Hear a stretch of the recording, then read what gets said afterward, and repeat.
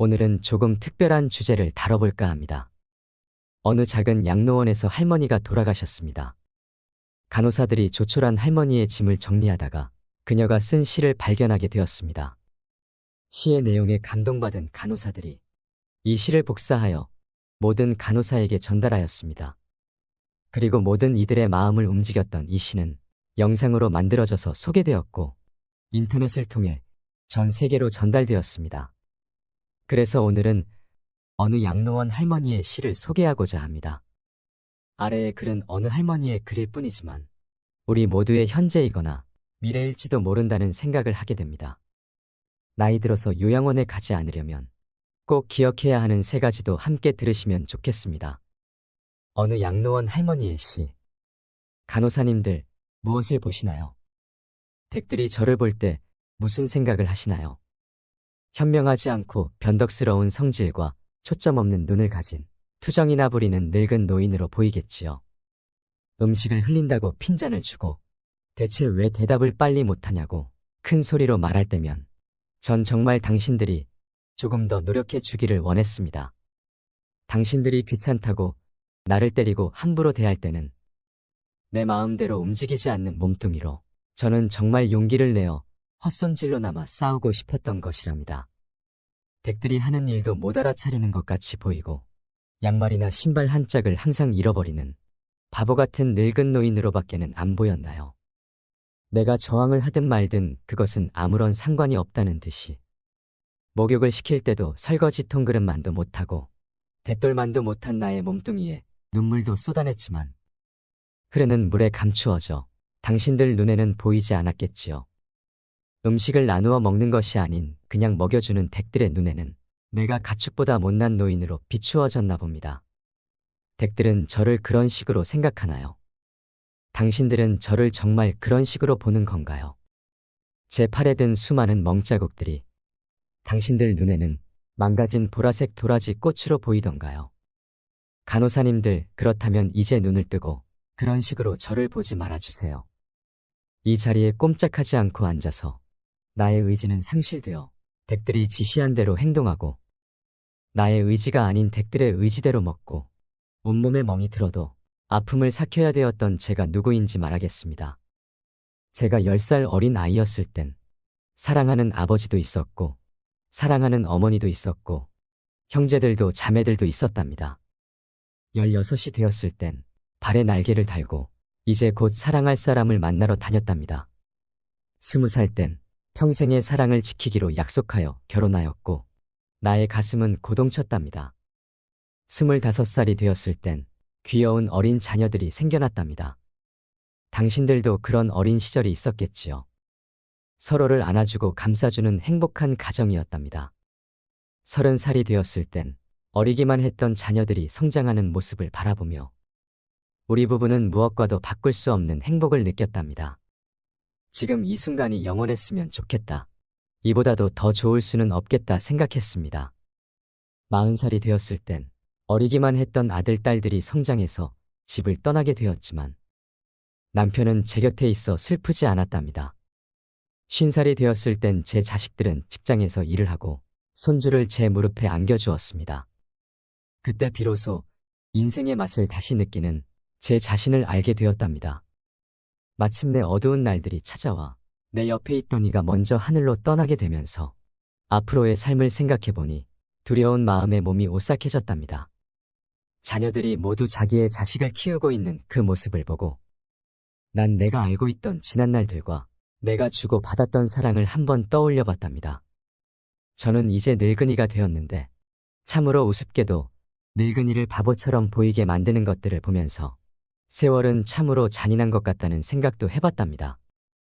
몸은 망가지고 우아함과 활기는 떠나버렸고 한때는 마음이었던 것들이 이제는 무딘돌이 되어버렸답니다.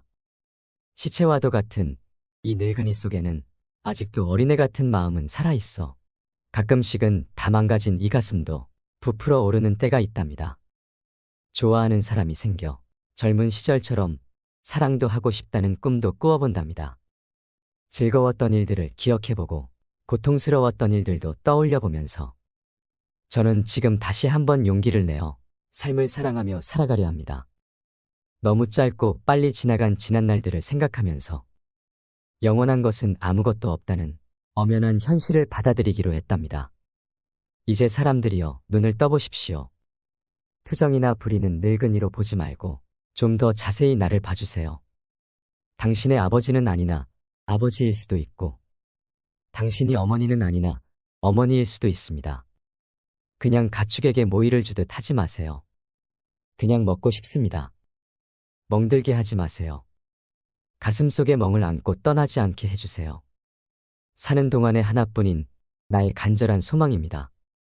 이 글을 보니 무슨 생각이 드시나요? 인간은 태어났다가 생로병사를 거치며 결국은 죽습니다. 대자연의 섭리 속에서 펼쳐지는 한편의 드라마와도 같은 인생사에서 지금 우리는 어디를 향해 가고 있을까요? 시대적 고려장이라고 불리우는 요양원의 현실이 이렇다는 것이 적나라하게 표현된 내용에 공감을 하면서도 어쩐지 애잔한 마음이 남습니다. 남의 일이 아닌 바로 나에게도 다가오고 있는 길이라는 현실에 씁쓸함도 느껴집니다. 우리는 왜 요양병원에 가야 하는가? 우리는 왜 요양병원에 보내야 하는가? 우리는 왜 요양병원을 끊을 수 없는가? 요양병원과 요양원이 과연 누구를 위해 존재하는 것일까 생각해 보셨나요? 이것은 시대의 흐름에 따라 필요하게 되었고, 현재는 없어서는 안 될 산업이 되어버렸습니다. 그곳은 정말 병원일까요? 사실은 모두가 알고 있습니다. 죽기 직전까지의 시간을 최대한 버티는 곳이라고 말이죠. 모든 자식들이 그런 것은 아니겠지만, 늙은 부모가 귀찮아서 돈 몇 푼이면 해결된다는 아니란 생각에 요양원으로 보내지는 노부모들이 많아지고 있습니다. 그때 부모님의 슬픈 얼굴을 자세히 들여다보는 자식들이 얼마나 될까요? 애써 외면하고 모른 척 해야 하는 현실에 자식들의 가슴도 무너지는 경우가 많을 것입니다. 똑바로 쳐다보지 못하는 자식들의 면전에서 부모는 애써 슬픔을 보이지 않으려 굳어만 가는 얼굴에 미소를 띄웁니다. 나는 걱정하지 말고 잘 살라는 부모의 말 한마디가 팍팍한 현실을 살아가는 우리들의 가슴에 얼마나 와닿을 수 있을까요? 지금 한국의 사회는 진짜 많이 특이한 구조입니다. 정말 기형적인 구조가 되고 있습니다. 왜냐하면 아이를 낳지 않습니다. 그리고 결혼도 정말 많이 안 합니다. 결혼을 하고도 아이를 안 낳는 부부들도 많지요. 한 집에 아이가 한 명도 안 되는 구조입니다. 노인층은 급속도로 많아지는데 새로 태어난 사람들은 없지요. 그럼 지금 30, 40대의 사람들은 20년 뒤 60살이 되었을 때 70대, 80대의 부모들을 부양해야 합니다.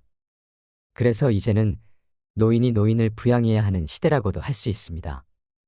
스틸라이프라는 영화를 보면 주인공이 거두어들이는 시체들 대부분이 고독사입니다. 공무원이 직접 처리를 해서 장례를 치러줍니다. 그리고 그 장례식에는 아무도 참석하지 않지요. 아픈 부모를 자식들은 돌보지 않고 찾아오지도 않습니다. 전혀 본 적도 없고 친분도 없지만 나라의 녹을 받고 살아가는 공무원이기에 해야 하는 일입니다. 그렇게 삶과 죽음에 대해서 깊게 성찰을 하게 되는 작품입니다. 이 영화 속의 이야기가 이제는 우리 현실과 괴리가 있다고 느껴지지는 않습니다. 지금의 50, 60년대생 혹은 그 이전에 태어난 부모님들은 정말 많은 고생을 하셨을 겁니다.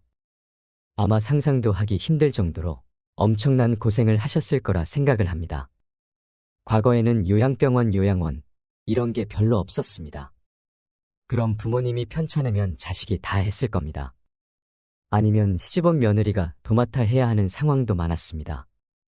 그렇게 수십 년을 살다 보면 내 나이가 60이 되는 거죠. 이 얼마나 비참한 인생인가요? 이제는 세상이 바뀌어서 인식도 많이 달라지고 굳이 힘들게 부양하지 않아도 된다고 생각을 하는 사람들도 많아졌지만 막상 보내려고 하면 여러 가지 문제들이 봉착하게 됩니다. 그만큼 쉽지 않은 결정인 것은 자명합니다. 요즘에는 요양병원과 요양원에 많이 보냅니다. 먼저 요양병원의 간병비는 장기요양보험의 대상이 아니기 때문에 환자나 간병인이 100% 본인 부담을 해야 합니다. 예를 들어 한 병실에 6명이 입원해 있다면 40만 원씩 거두면 총 240만 원이 됩니다. 그럼 간병인이 240만 원의 월급을 가져가는 거죠. 일반적인 요양병원에 입원을 시키면 법정 본인 부담금이라는 게 있습니다. 그게 보통 60만 원 정도가 되는데 기저귀 비용 등을 더하면 110만 원 정도는 잡아야 합니다. 시설이 좋은 곳은 간병비를 80만 원까지도 받습니다. 병원마다 차등이 있지만 110만 원이 최소한의 금액이라는 거죠. 그리고 시설 운영이 잘 되지 않는 곳은 시설의 질을 높이려고는 하지 않고 간병비를 낮추는 것에만 혈안인 경우가 많습니다. 그런 곳은 보내놓고도 기분이 찜찜합니다. 시설 투자나 서비스 질에 대해서는 노력이 없고 환자 유치에만 심혈을 기울이는 곳에 입원해 있으면 좋은 게 별로 없습니다. 그래서 가격이 합리적이면서 좋은 요양병원을 찾기란 하늘의 별 따기라는 것입니다. 두 번째로 요양원은 만 65세 이상이 되어야 가능합니다. 그리고 등급도 나뉘어져 있습니다. 그리고 상주하는 의사도 없습니다. 의사가 없는 게 정말 크지요. 실제로도 요양원에 입소한 어르신들 중에서는 큰 문제가 있음에도 불구하고 제때 치료를 받지 못하는 경우도 많이 있습니다. 그래서 사회적 문제가 된 경우들도 많습니다. 국비 지원이 된다고 하지만 그게 얼마나 질이 좋은 서비스를 제공할까요?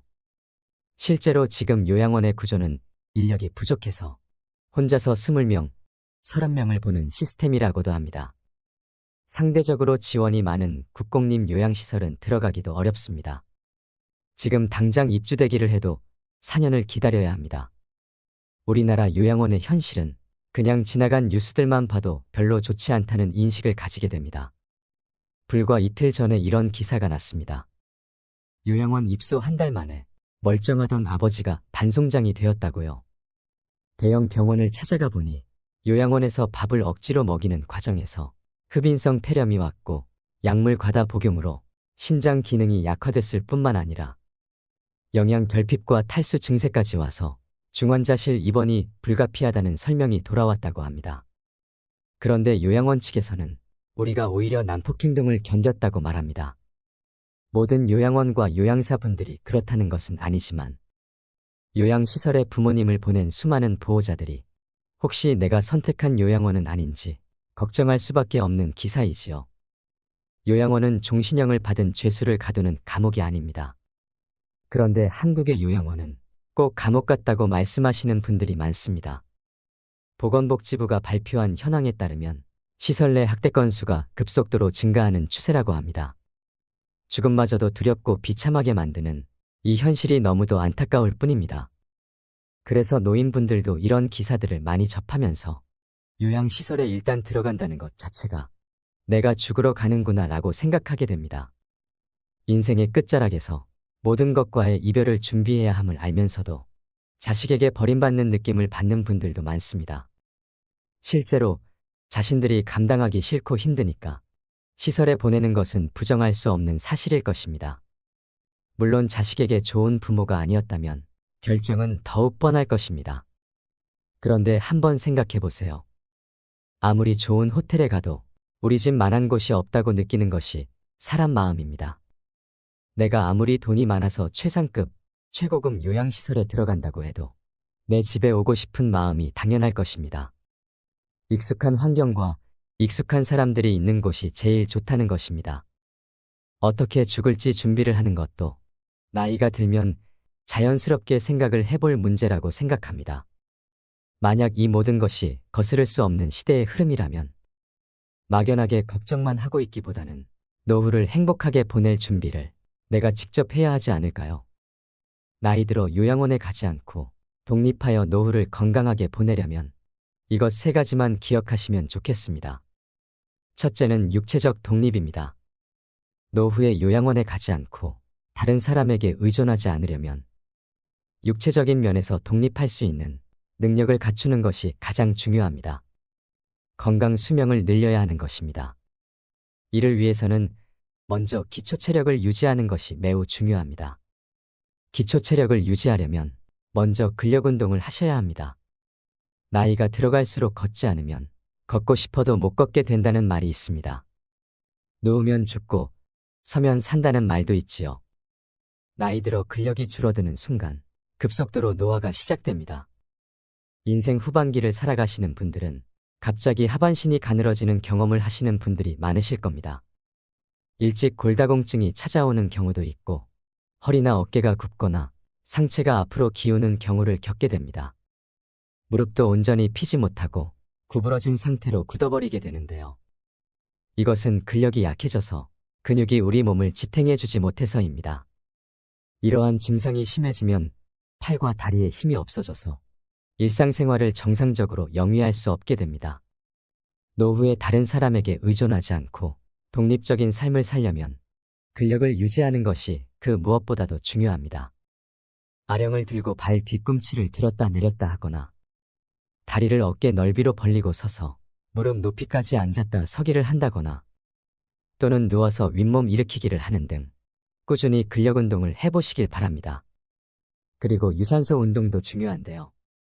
대표적인 유산소 운동으로는 걷기나 줄넘기 하기, 수영과 자전거 타기 등 매우 다양합니다. 몸에 무리가 가지 않는 선에서 나에게 맞는 유산소 운동을 찾아서 꾸준히 해보세요. 제가 하나만 고른다면 걷기 운동을 추천하고 싶습니다. 왜냐하면 걷기는 언제 어디서나 누구나 할 수 있는 운동이기 때문입니다. 그리고 중요한 것이 균형 운동입니다.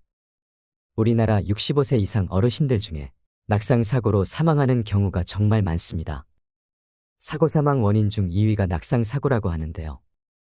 많은 전문가들이 낙상 사고를 막기 위해서 균형 운동의 중요성을 강조하고 있습니다. 제일 간편하고 확실한 방법은 한 발로 서기 운동입니다. 한 발로 서기는 균형 감각을 익히기에도 효과가 있고 혼자 어디서나 할 수 있다는 장점이 있습니다. 먼저 두 눈을 감고 오른발로 섭니다.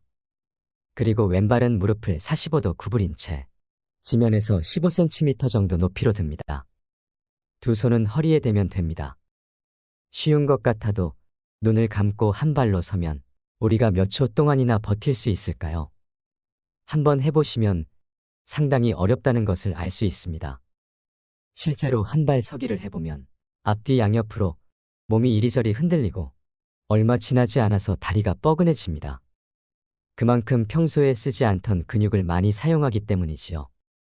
꾸준히 하시면 균형 감각도 향상되면서 한 발로 서서 버티는 시간도 늘어납니다. 둘째는 정신적 독립입니다.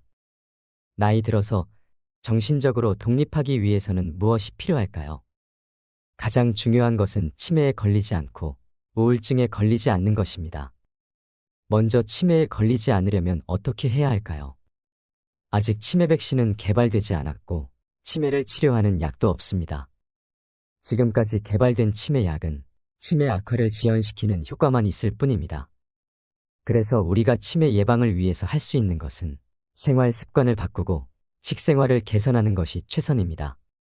쉽게 실천할 수 있는 생활 습관으로 음식을 꼭꼭 씹어먹는 습관을 기르셔야 합니다. 우리가 음식을 씹으면 그것만으로도 뇌의 혈류량을 증가시켜 뇌를 활성화시킵니다. 잘 씹는 습관이 치매를 예방해주는 효과가 있는 것이지요. 껌을 자주 씹는 것도 도움이 될 수 있습니다. 그리고 일기를 쓰는 습관도 길러보세요. 치매 환자들에게는 한 가지 특징이 있습니다. 치매 초기에는 장기 기억은 잘 회상하면서도 단기 기억은 잘 기억해내지 못하는 것입니다. 그 이유는 단기 기억을 만들어내는 기관인 해마라는 부위가 망가졌거나 기능이 떨어지기 때문입니다. 이를 막으려면 매일 일기를 쓰는 것이 좋습니다. 일기를 쓰면서 생각을 떠올리면 그것이 해마에 자극을 주어 해마의 기능이 퇴화되는 것을 막고 더 나아가서는 향상시키기까지 한다고 전문가들은 이야기합니다. 그리고 새로운 일에 도전하고 머리를 많이 쓰는 생활 습관을 들이세요. 뇌는 자극을 먹고 산다고 할 만큼 끊임없는 자극을 원합니다. 자극 중에서도 뇌가 가장 좋아하는 자극은 바로 새로운 자극입니다. 뇌가 환호하는 자극이 될 수 있는 것을 많이 경험해 보세요. 예를 들면 새로운 악기를 연주하는 것을 배운다거나 새로운 요리법을 배운다거나 새로운 노래나 춤 등을 배우는 것이 모두 뇌를 건강하게 만드는 방법이 됩니다. 낯선 곳으로 여행을 떠나는 것도 좋고 한 번도 가보지 않은 낯선 길을 가는 것도 뇌에 신선한 자극이 되어 활기 넘치게 합니다. 또한 사회활동에 적극 참여하는 생활 습관도 만들어 보세요. 되도록이면 젊었을 때처럼 여러 사람들과 자주 만나 어울리는 것이 치매 예방에 큰 도움이 됩니다. 여러 사람들과 만나 대화하고 다양한 사회 활동을 같이 하는 것이 뇌에 좋은 자극을 줍니다. 집에서 혼자 머무르는 것이 바로 치매로 가는 지름길이라는 것을 잊지 마시길 바랍니다. 그리고 늘 웃으며 즐겁게 생활하세요. 전문가들은 웃으면 뇌가 젊어진다고 말합니다. 왜 그럴까요? 웃음은 좌뇌와 우뇌를 같이 자극하고 얼굴 근육의 움직임을 통해 뇌 회로를 활성화시키기 때문이라고 합니다. 우리가 기분이 좋으면 뇌의 혈류가 활발하게 흐르고 이로 인해 의욕이 넘치며 몸에 활력이 돌게 됩니다. 웃음의 효과가 참 대단하지요. 그런데 우리 뇌는 특이한 점이 있습니다. 그것은 바로 뇌는 진짜 웃음과 가짜 웃음을 구분하지 못한다는 점입니다. 그래서 웃기지 않아도 억지로라도 웃으면 진짜 웃음의 효과가 있다고 합니다. 그러니 오늘부터는 억지로라도 많이 웃으시기 바랍니다. 다음은 우울증에 대해서 말씀드리겠습니다. 나이 들어서 정신적 독립을 하는데 방해되는 것 중 하나가 바로 우울증입니다. 우울증은 치매의 원인이 되기도 하고 치매가 시작되고 있을 시기에 우울증 증상이 나타나는 경우가 많습니다. 이러한 이유 때문에 노인성 우울증과 치매를 구분하기 힘든 경우가 참 많습니다.